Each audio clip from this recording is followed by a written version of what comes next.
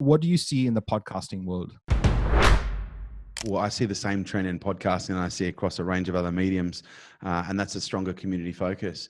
You know, what we're seeing now is, especially now that we're being isolated in the way that we are and we're being socially distanced, and the new languages and the new, beliefs that are coming through, there's never been a more important time than ever for people to really understand not just what a community is, but understand why community is so important and why. Because like right now, I'm investing in two areas of my business. One of them is intelligence. I'm building an incredibly big, large intelligence agency within my business. But the second area that I'm building is in community management.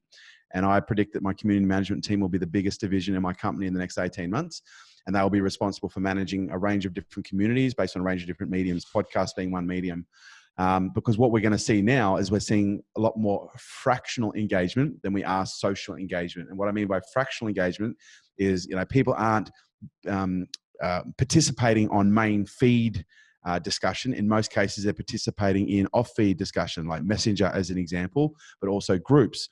And groups is nothing more. Yes, it's big on Facebook, but that's nothing more than an expression of how we are fractionalizing socially, at whole. It's not just on Facebook.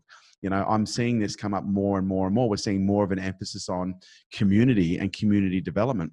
And that, to me, there's never been a greater opportunity when you think about this commercially, because when you talk about building a community, okay, that should be a big focus, but we should understand the value of a community is in the repeated exposure, okay, and the significant levels of trust that can be born and built because of that level of proximity.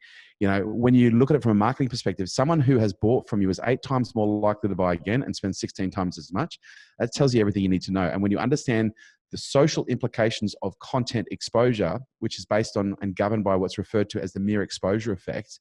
Now, the mere exposure effect is a psychological phenomena whereby people tend to develop a preference for things once they become familiar with them. Now, in social psychology, they refer to it as the familiarity principle. But what this means in terms of content or podcasts or business is people have to be exposed a certain number of times before all of a sudden they are triggered and they become what you'd call engaged, or a fan, or mildly more interested in what they were previously, enough to be able to actually actively start searching and seeking out more information, either on the website or a phone call. And again, I'd ask you guys by a show of hands, who here knows themselves that you have to see something a few times before you respond to it? Just by a show of hands, I'd be curious to know.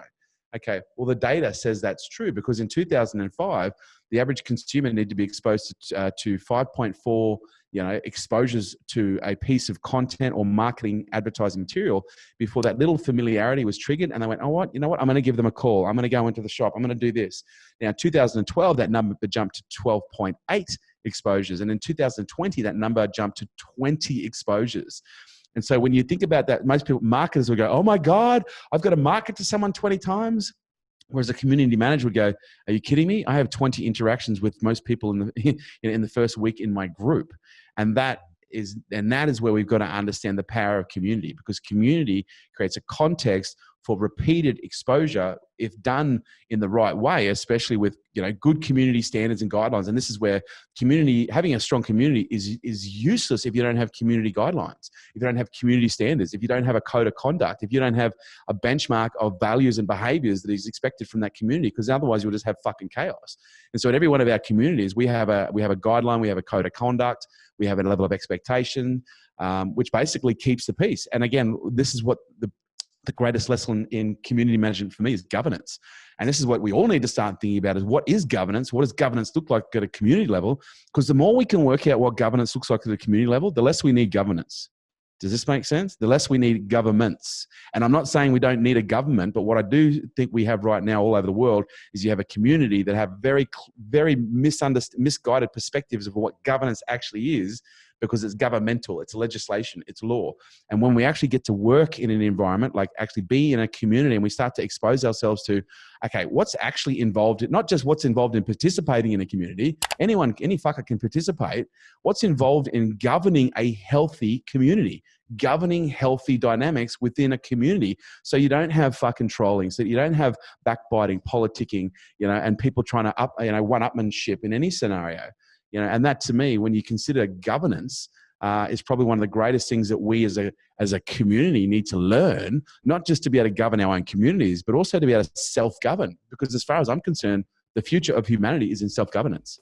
The future of humanity is in self-management, self-leadership. And I don't mean, the disintegration of all, democracy and other constitutions and, government structures around the world. But what I am saying is innovation. We've all been set with a framework of governance that's a couple hundred years old that we essentially borrowed from another country, in Australia's context anyway. And we're trying to model that in our own lives, in our own families, in our own businesses, and on Facebook, and it's not fucking working. We've got to learn new ways of governance when it comes to self-governance. We've got to have new ways of governance when it comes to how do we govern ourselves with others. And then and that's leadership, by the way. And then we need to look at it at a broader level as how do we govern ourselves within a community to be able to set an example that we can actually use, as a rock or an anchor to point to in the event that we're trying to correct public behaviors where people don't point us to go, well, you fucking do it all the time as well. So why should we not do it? And that's where leadership, especially at a community level, requires a level of vulnerability to put yourself on a line that most people just aren't willing to have. But if you've got a level of genuine authenticity and you deeply care, but you're not attached to what people think, now you're in for you're in the bonus round. Why? Because now you can play a real game and now you can have real influence because you're not trying to be something that you're not. You're showing people that you fuck up and what you do, but you're also showing people how you fuck up and what you do when you do fuck up. How do you handle that fuck up? Because people will point to you and say, well, you're telling us to do something that you're doing yourselves. And your goal is to go, yeah, you're 100% right. But your goal is to get to the point where if you do something that's not expected from the community, you don't wait for them to tell you. You go to them and say, guys, look what I did. Here's how I handled it. And you demonstrate what it looks like, to be able to own your shit or govern or be responsible, in that context. I know I'm taking you way over time, aren't I?